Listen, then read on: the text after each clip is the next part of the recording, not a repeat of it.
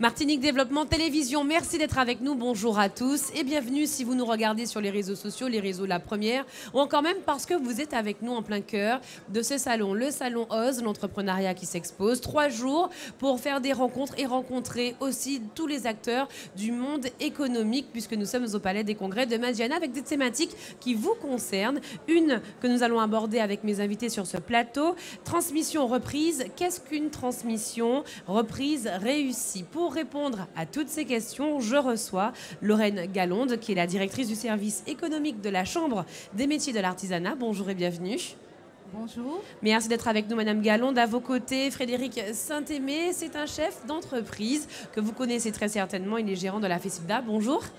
Bonjour. Bienvenue, merci Monsieur Saint-Aimé. Et Taniève Labéjoff, qui est avocat spécialisé en droit des affaires et droit immobilier. Bonjour. Bonjour à toutes et à tous. Ça tombe bien, Maître, une question que je vais vous poser, la première d'ailleurs, puisque nous parlons de transmission de reprise. Qu'est-ce qu'une transmission reprise réussie? Est-ce que la transmission d'entreprise, c'est un fait qui est courant? Alors, c'est un fait qui est courant, notamment dans le milieu médical, mais dans les autres domaines, non, même s'il y a souvent des reprises. Mais les personnes préfèrent créer et ne pensent pas souvent à racheter ou à prendre une entreprise de leurs parents, par exemple. Pourtant, ça serait intéressant. C'est un enjeu économique qu'il serait préférable d'aborder lorsqu'on est en création d'entreprise ou lorsqu'on pense à une entreprise? Oui, pourquoi? Parce que la première problématique, enfin la seule problématique lorsqu'on crée une entreprise, c'est la clientèle. L'avantage quand vous reprenez une entreprise, c'est que vous reprenez la clientèle avec l'entreprise. Et s'il y a des salariés, vous reprenez aussi les salariés qui sont compétents, qui ont vécu et qui ont partagé le devenir de cette société. Donc l'idée d'une reprise d'activité est parfois plus judicieuse de créer et avoir les déboires de la création d'entreprise. Comment cela est-il cadré? Alors, la cession d'entreprise est cadrée par des professionnels, experts comptables et avocats. Les deux travaillent en symbiose, il n'y en a pas l'un qui domine l'autre. Pourquoi? Parce que lorsque vous faites la cession d'entreprise, la première chose qu'il faut faire notamment, c'est l'évaluation avec les 3 derniers bilans, s'assurer que cette société a bien déclaré ses comptes et l'avocat va venir sécuriser, vérifier que l'entreprise n'est pas en liquidation judiciaire et autres. Lorraine Galonde, afin de bien réussir la transmission, il y a quand même un certain nombre d'étapes à respecter. Vous nous en parlerez, mais juste avant, comment la Chambre des métiers de l'artisanat accompagne la transmission, la reprise? Alors, la Chambre de métier a des dispositifs d'accompagnement, qu'il s'agisse de la reprise ou de la transmission. Donc, la reprise, effectivement, nous avons un dispositif qui comprend une réunion d'information pour connaître effectivement de façon générale les principales étapes. Ensuite, un stage de préparation, alors on dit à l'installation, mais plutôt à la reprise, et un entretien avec un conseiller pour bien cadrer le projet, savoir si effectivement le repreneur est prêt, s'il a bien compris ce dans quoi il va s'engager. Ça, c'est pour la reprise. Et la transmission, là aussi, un dispositif avec à la fois un diagnostic d'approche globale de l'entreprise, des ateliers et de la formation. En général, ça se déroule sur quelle période? Pendant combien de temps peut-on avoir droit à ce type de formation, d'information? Alors, l'information en une demi-journée. Et les formations, ça dépend. Une formation peut être d'une durée de 30 heures, donc sur une semaine, ou alors ça peut être des modules de 1 à 2 journées. Mais l'approche globale, c'est l'intervention d'un conseiller au sein de l'entreprise qui va balayer toutes les étapes, tous les aspects de l'entreprise. Ça passe de l'aspect commercial, financier, la production, les ressources humaines, puisque tout cela fait partie des éléments d'une entreprise. Frédéric Saint-Aimé, très rapidement, votre entreprise a connu un essor. Aujourd'hui, on en parle comme faisant partie des références en Martinique. Parlez-nous de votre parcours. Vous souriez déjà. Parlez-nous de votre parcours, témoignez pour que nous puissions bien comprendre la progression, la pérennité aussi de l'entreprise. Sur quoi repose-t-elle? Est-ce que vous étiez dans un parcours un dispositif de transmission, de reprise, ou alors vous avez créé votre entreprise et vous pensez à l'avenir? Alors, mon parcours, j'ai commencé donc en tant que chef d'entreprise il y a une vingtaine d'années en faisant l'acquisition d'une entreprise qui appartenait à mon ancien patron. Ensuite, bon an, mal an, donc ça s'est plutôt bien placé. J'en ai monté donc une deuxième. Et puis ensuite est venue donc une expansion donc, sur la nouvelle enseigne, la Fesilda. Et en effet, donc depuis la création donc, de la Fesilda, on en a monté 4 autres. Et aujourd'hui, donc, nous sommes à environ une centaine de salariés. Comment vous arrivez à gérer justement toutes ces entreprises, tous ces salariés? Est-ce qu'il y a une hiérarchie? Vous êtes accompagné aussi? Est-ce que vous avez été accompagné lorsque vous avez repris l'entreprise? Alors, est-ce que j'ai été accompagné? Eh bien non. Tout simplement parce que je pensais donc pouvoir faire seul ce que j'ai fait. Ensuite, donc, après, quand nous avons grossi, donc, j'ai dû structurer donc, en organisant au mieux avec comptable, aide comptable, bien sûr expert comptable et tout l'aspect juridique, ça il ne faut pas l'oublier. Donc ensuite pour la structuration, donc tout ce qui est social, donc nous avons fait, on va dire une RH. Hein. Donc nous avons donc recruté une RH. Et aujourd'hui, on va dire que dans chaque point, donc on a un manager, puis une autre personne qui est à disposition, on va dire que c'est manager. Okay. Donc on va dire que c'est une structure qui est relativement en place et on n'a pas terminé, puisque de toute façon, on est en perpétuelle restructuration. Comment voyez-vous l'avenir? L'avenir, ben en fait, l'avenir passera par une unité de production et puis donc un maintien de la qualité. Hein. Je pense que ce n'est que ça. Pensez-vous à une transmission, peut-être? La transmission, on est forcé d'y penser. Pour ce faire, en effet, donc j'ai dû mettre en immersion dans l'entreprise à ma fille, puisque j'en ai donc une seule. Donc j'ai dû mettre en immersion afin qu'elle apprenne le métier et qu'elle puisse au mieux, donc, on va dire, apprécier donc, tous les efforts à faire et qu'on sort. Aujourd'hui, maintenant, tout l'aspect administratif, je pense qu'il vaut mieux qu'on pose la question donc, à notre avocat qui pourra justement nous guider sous la question. Maître, l'axe transmission d'entreprise, c'est un enjeu majeur du développement économique pour la préservation notamment du tissu économique, de l'emploi et des savoir-faire. Pour preuve, avec notre invité, M. Saint-Aimé, la négociation, par exemple, lorsqu'on est en transmission reprise, c'est quand même assez important parce qu'on peut tout perdre. On peut tout monter, mais en même temps, on peut tout perdre. Tout à fait. Je vais prendre justement l'exemple de M. Saint-Aimé, où il était salarié donc, de la boulangerie. Il a décidé de reprendre.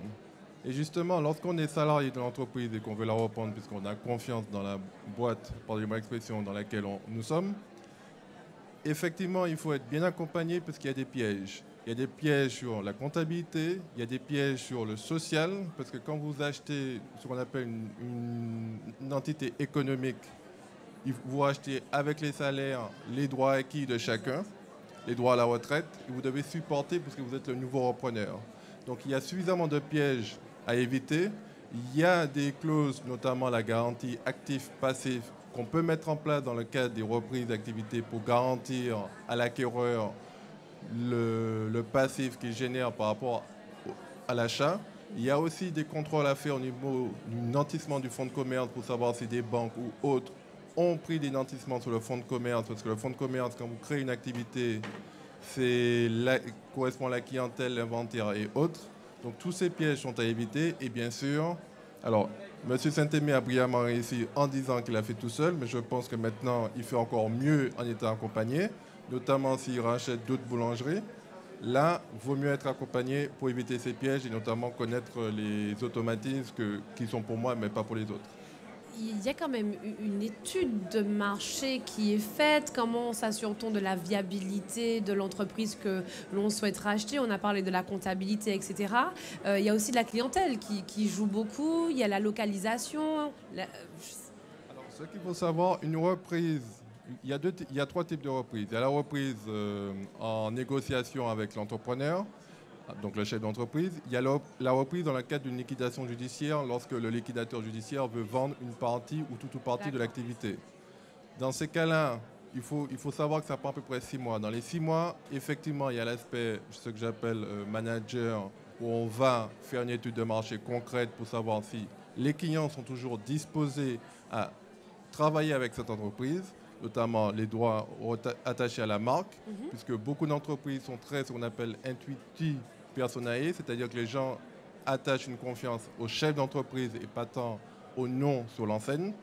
Donc là encore, il faut savoir si la cession va permettre toujours de garder cette confiance.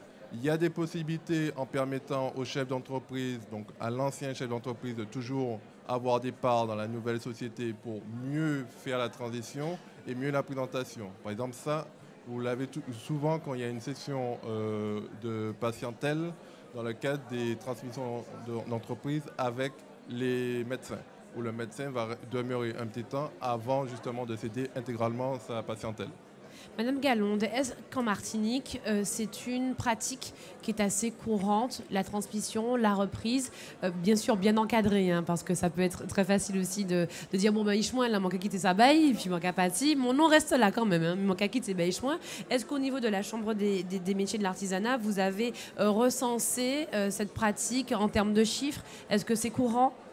Alors, ce n'est pas une pratique courante. Pourquoi? Parce que je dirais tout est fait pour faciliter plutôt la création d'entreprises. On part avec du neuf et on a effectivement des dispositifs financiers qui y contribuent. Maintenant, la reprise, ce n'est pas si facile parce qu'il est question de la valeur de l'entreprise. Et dans l'artisanat, souvent, on a des entreprises qui sont de petite taille, unipersonnelles, souvent implantées chez le chef d'entreprise. Donc, cela devient compliqué. Qu'est-ce qu'on cède? Donc, il y a tout un travail à faire. Maintenant, la transmission, on a le cas de M. Saint-Aimé qui disait qu'il était salarié. Donc, si on est salarié, effectivement, on a un certain savoir-faire, on voit peut-être comment fonctionne l'entreprise. Maintenant, il ne faut pas négliger l'aspect comptable, comme on a dit, et RH. Mais aussi, la transmission peut être une tierce personne. Et là encore, les mêmes principes restent. Mais la chose est quand même difficile parce qu'on n'a pas effectivement les données qu'il faut. Le chef d'entreprise, des fois, n'est pas en mesure de transmettre des données qu'il faut pour qu'un repreneur puisse, je dirais, faire que la transaction soit conclue. Voilà. Quelles sont les principales données? Le bilan comptable L'inventaire, vous avez l'inventaire, les bilans. On demande toujours les 3 derniers bilans pour avoir une vision d'entreprise et aussi parce que le texte y oblige. Ensuite, vous avez les contrats de travail pour savoir avec qui et combien il faut donner et connaître les droits à la retraite, comme j'ai dit, évoqué tout à l'heure. Avoir un état des nantissements du fonds de commerce au greffe du tribunal de commerce. Et bien sûr, interroger ce qu'on appelle le centre de formalité des entreprises, donc le CFE, si c'est la Chambre des métiers, la CCIM, voilà. Peut-on donner à n'importe qui? Là, sur cette question, je dirais qu'il y a une relation de confiance entre le cédant et le repreneur. D'accord. Tout dépend de l'activité. Si on est dans une activité réglementée, on ne peut pas effectivement céder à n'importe qui. Donc, il faut respecter la réglementation. Mais autrement, ça peut être effectivement des enfants, des salariés ou une tierce personne. Et là, je pense que Maître est un peu mieux placé que moi, puisque il y a différents types de transmission. Maître Lavéjos. Oui, effectivement. Sur le principe, on peut céder à qui l'on souhaite. Même si, d'un point de vue moral, quand on crée une entreprise, c'est comme quand on crée un bébé. On ne veut pas confier son enfant à n'importe qui. Mais sur le plan juridique, effectivement, lorsqu'on est sur des professions réglementées type avocat, médecin ou autre, on doit céder à quelqu'un qui est attaché à cet ordre. Y compris dans les sociétés de construction qui sont attachées par exemple au CFE de la Chambre des métiers, il faut céder à quelqu'un qui a également les qualités requises pour être président d'une telle société. Mais sinon, dans l'absolu, juridiquement, une fois que toutes ces conditions sont requises, vous pouvez céder à n'importe quelle personne. L'aspect moral, bien sûr, regarde que le chef d'entreprise. L'entrepreneuriat s'expose avec des portraits d'entrepreneurs, des spécialistes, des experts qui nous éclairent aujourd'hui au Palais des Congrès de Madiana. Vous l'aurez compris, vous pouvez participer également à cette émission et merci d'ailleurs de nous regarder. On va conclure avec M. Saint-Aimé qui a témoigné, qui est revenu sur son parcours. Les perspectives d'avenir, est-ce qu'on peut les entrevoir avec vous? Vous nous avez parlé d'une transmission possible avec votre fille, peut-être d'autres établissements à ouvrir en Martinique. Vous ne vous reposez jamais. En effet, c'est un boulot qui effectivement n'est pas de tout repos. Alors les perspectives, il y en a tout plein, mais il faut quand même le temps de bien réfléchir, d'organiser déjà, et ensuite donc, de repartir sous éventuellement d'autres créations, mais surtout un laboratoire de production qui nous permettra d'optimiser au mieux, on va dire, la vente, quoi. Avec des clients de plus en plus exigeants. Ah, bien sûr, le client est de plus en plus exigeant et c'est justement pour ça qu'il faudrait un service qualité. Donc quand même pas mal de choses à mettre en place. Vous ne cessez d'innover. La petite boutade avant le début de cette émission, votre fameux pain noir au charbon, par exemple. En effet, le pain au charbon végétal actif qui n'est pas une invention donc, de la Fécilda. Nous avons simplement repris ce qui se fait dans l'Hexagone. Et en effet, c'est un produit qui marche très bien. Le succès, c'est grâce à tout votre déploiement numérique, digital aussi. Il y a beaucoup de communication. Vous misez aussi sur la communication, pas forcément le bouche à oreille, mais peut-être aussi tout ce qui est digital et numérique. Alors, la communication, oui, mais je pense que d'abord, il faut sortir un produit de qualité. Pour moi, donc, c'est la priorité. Et après, dans tout ce qui est numérique, en effet, puisque bon, aujourd'hui nous sommes dotés d'écrans, donc vous l'avez vu donc à Cluny, nous sommes dotés donc d'écrans à affichage dynamique. Nous sommes donc aussi donc, sur un Facebook, et puis donc nous travaillons sur un site et autres. Je vous remercie d'avoir participé à cette émission sur la thématique transmission reprise. Qu'est-ce qu'une transmission reprise réussie? L'entrepreneuriat s'expose. C'est la 2e édition du salon OSE. On se retrouve très bientôt avec d'autres acteurs incontournables du monde économique. À bientôt.